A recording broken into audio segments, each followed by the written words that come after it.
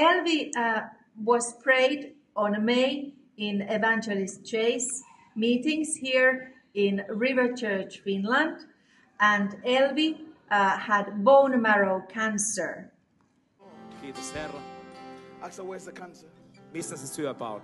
Luuytimessä. In my bone marrow. Oh. For how long? Kuinka pitkään?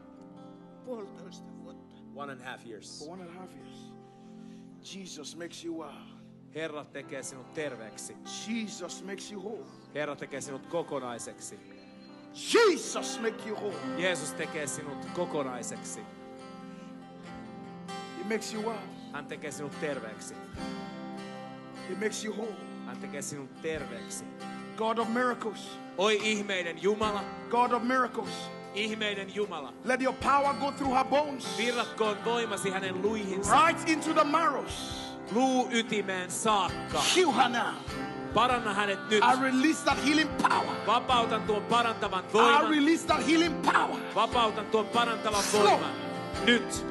In Jesus' name. Jeesuksen nimessä. You are healed. Olet parantunut. In Jesus' name. Olet parantunut. Hallelujah. Halleluja. Hallelujah. Halleluja. Just thank him right now, everyone. Kiittäkää vain häntä. Kiitä häntä. Kiitä Just häntä. thank him right now. Kiitä Thank him. Herraa. Kiitä Thank him. Herraa. Thank Kiitä him. Herraa. What happened?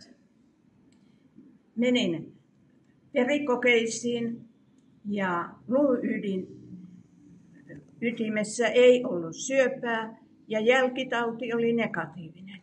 There was no cancer found in the bone marrow and there was no sickness. So Elvi is completely healed. Hallelujah! Kiitos Herralle. Herra on hyvä. Thank you, Lord. Lord is good.